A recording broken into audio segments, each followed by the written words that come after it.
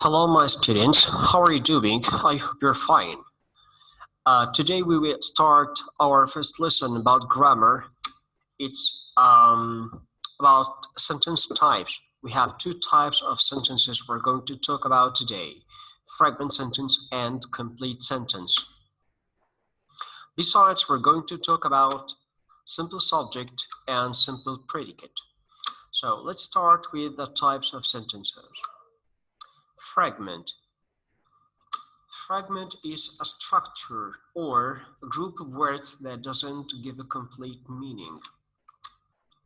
For example, after going back home with my sister, this structure is not complete because very simply it's just giving a bit of information about timing, but it doesn't convey complete meaning. It's not clear what happened after going back home with my sister. The boy in the black t-shirt and gray shorts. This structure is not complete too, so it's a fragment. In black t-shirt and gray shorts, all this part is just descriptive of the boy, the subject. Okay, so all this part is actually the subject, the complete subject. So we don't have the predicate part. The predicate is missing. So that's a fragment. Couldn't help him because I was busy. Here, the subject is not there. So couldn't help, that's we have verb to. So this is the predicate part. So we don't have one of the main parts of the sentence, which is the subject. Number two, sentence or the complete sentence.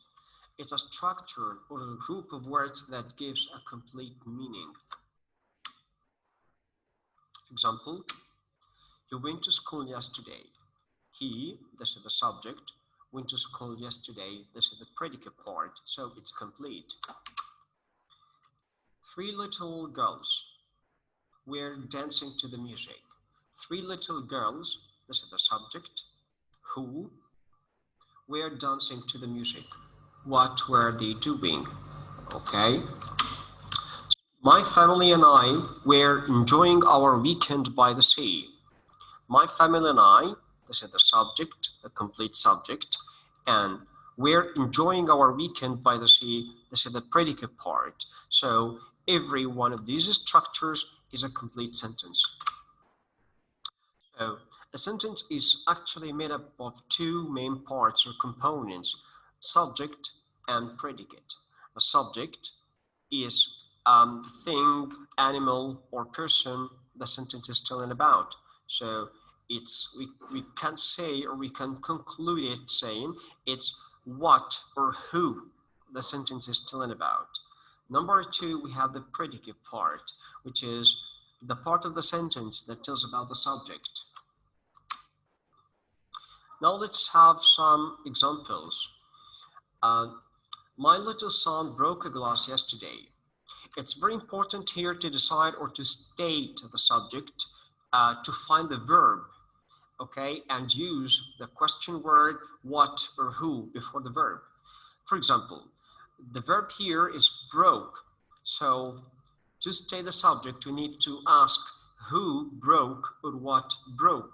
So definitely it's clear that for this example, my little son, so the question word who is the applicable one.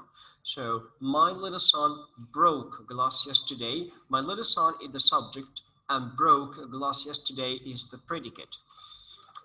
Here, here's another example. Some red flowers were blooming in the garden. Here, were blooming, these two words are the verbs. So we need to ask what were blooming or who were blooming. It's not logical to say who were blooming, so the applicable question word here is what. So what were blooming? Some red flowers were blooming in the garden. And here, two strong men were fighting. Were fighting is the predicate part or the verbs, so we can ask who were fighting or what were fighting. So two strong men were fighting. My mom didn't want me to go out. The subject here is my mom didn't want me to go out. This is the predicate part. Now let's move to simple subject and simple predicate. Number one, simple subject. It's the head noun in a sentence or pronoun before the main verb. So here it's very important to state the complete subject and the complete predicate first, okay, to decide or to state what the simple subject is. A big black dog ran after a little boy a month ago. A big black dog, this is the complete subject, and ran after a little boy a month ago. This is the complete predicate. So now let's move or let's focus on the complete subject. And here we need to ask ourselves a question. What is the head noun here or the main word here?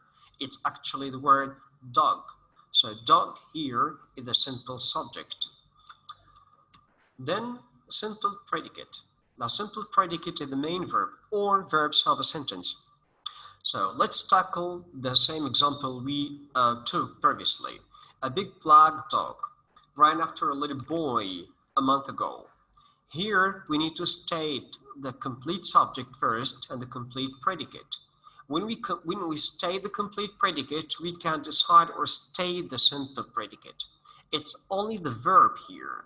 So in the following example, my mom didn't go to work yesterday. The complete subject here is my mom, and here this is the complete predicate. In the complete predicate, we need to state the verbs. So they are the two verbs did and go. Here in an example like this one, some people may make a mistake saying that didn't go is the simple predicate, which is not correct because the word not is not a verb. So we cannot consider it a part of the simple predicate. So did go, the two verbs only did go are the simple predicate. Now, here is like a practice for what we have taken. Underline the simple subject once and underline the simple predicate twice. I need to read the question very well just to decide what I'm going to do later. Underline the simple subject once. Here is once, that's for the simple subject, and twice, that's for the simple predicate. So, for example, number one, 4 little cats were hiding under the car. So here, as we said before, we need to state the complete subject first, okay, and the complete predicate to be able to state the simple subject and the simple predicate. 4 little cats, that's the complete subject. So now we need to decide or to state what the head noun here is, which is cats. So cats here is the simple subject, and we need to underline it once. We're hiding under the car, that's the complete predicate. And here we need to ask ourselves, where are the verb or verbs?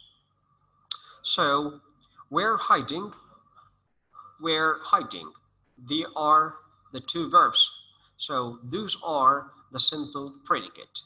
So you need to apply the same way and the same style with or to the following or the remaining questions.